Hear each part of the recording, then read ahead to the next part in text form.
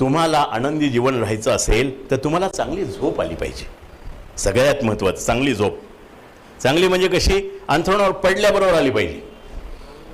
सकाळी उठल्यानंतर उठावं असं वाटलं पाहिजे.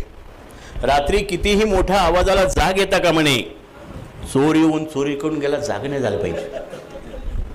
आयुष्यभर जागा राहिलं चोर आलाच नाही तर माझं लक्षच नाही गेलं इकडं.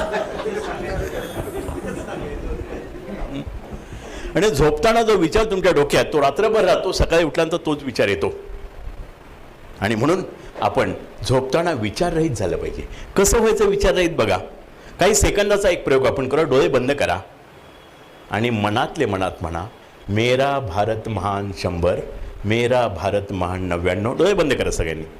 मेरा भारत महान 98, मेरा भारत महान 97. डोळे बंद आणि करा. मागे मागे मोजा बरं. मनातले मनात. हे मोजणं जिथे आलेलं आहे सोडून द्या. डोळे उघडा. हा जप चालू होता तेव्हा काही विचार चालू होते का? काही विचार येऊ शकतात का? मी जरी मेरा भारत मान सांगितला असला तरी तुम्ही तुमच्या देवाप्रमाणे, धर्माप्रमाणे, पंथाप्रमाणे एक मंत्र घ्या आणि अंथरुणावर पडल्यानंतर तो मंत्र म्हणा 100, पुन्हा मंत्र म्हणा 99, पुन्हा मंत्र म्हणा 98. एक परत येऊ शकणार नाही. मध्येच तुम्ही झोपून जाल. आता हे झालं अंथरुणावर झोपल्यानंतर. अंथरुणावर झोपण्यापूर्वी आपण अंथरुणावर बसतो आणि नंतर झोपतो, बरोबर ना? पहिलं बसतो ना का उभे उभे धडाम?